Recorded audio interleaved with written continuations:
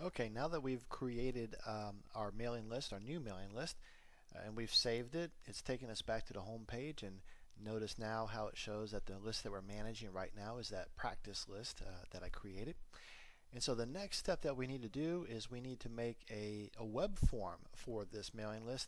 And the web form is going to be basically the form that folks are going to subscribe into. What are they going to be typing? Their name, their email address, and any other information that you want into. So in order to do that, we're back at our home screen now. In order to do that, we need to go up to our list settings. And we're going to slide right on over to the second option here, which is web form. The first option, settings, is the one that we just completed, and so we're going to click on web form. Now again, notice that we have a little orange reminder or error message here that we don't have a verification message yet. We're going to get to that in just a minute. So looking down here at this list, right now we have no web forms yet, so we need to click on the create web form, and we will do that now. And we need to first of all name this particular form. Now in this case, I'm just going to call this not inbox. I'm going to call this inline because I want to use this one directly on the website. Now we have several different options here as far as the types of web forms that we can use. Inline, which means it's going to be right there, it's going to be static, it's going to be on the website itself. And so that's one that I use quite a bit, and you often see like on squeeze pages and such like that. You can also have a pop-up, which pops up into a new window, as it tells us. A pop under opens in a new window underneath that current window. Now I've been doing some reading and such, and my understanding is that pop unders are not working very well right now. They're just not effective anymore. Exit pop-up is like the pop-up, but of course that new window is going to show up whenever a person leaves the current page.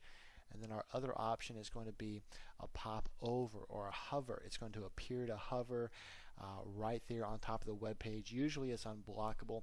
Now I know that you're going to see lots of offers and lots of places where you can buy a special software to do all kinds of nifty effects and such like that with your opt-in boxes.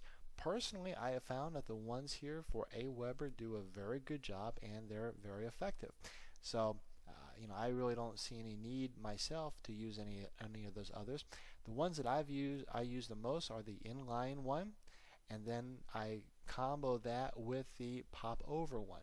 Now let me show you what happens when we choose the different option here of the pop over. You'll see some more options show up down here all of a sudden, and those other options include to pop into the current window suddenly, pop in there gradually, from the top, from the bottom, from the left, from the right. So you have lots of different options that you can do there.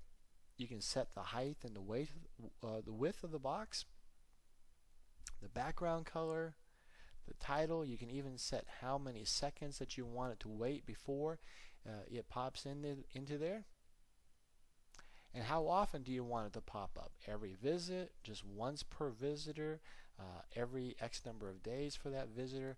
So all of those are options which are unique to just the pop over or the hover form that you can use here. Now if I select the inline box, you'll notice all of those options are not there, that I don't have those options anymore.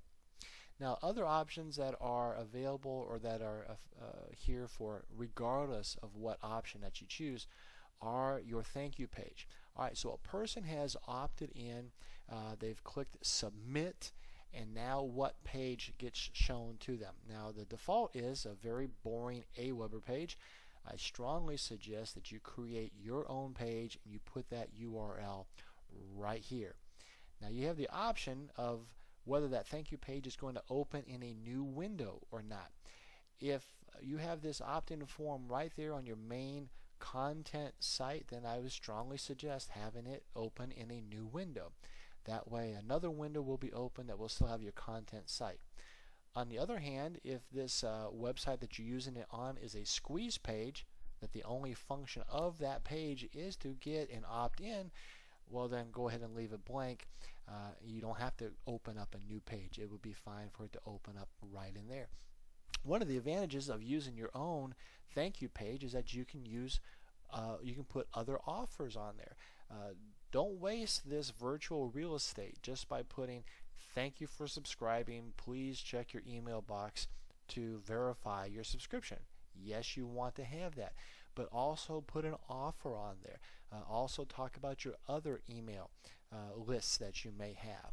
There's all kinds of different things that you can do with that. You may even want to think about, what about a subscriber swap with somebody. You advertise somebody else's list on your thank you page, give an opt-in form for them, and they will do the same thing for you. That might be a neat joint venture that you want to work out for a couple of folks. So there's lots of things that you can do here with your thank you page.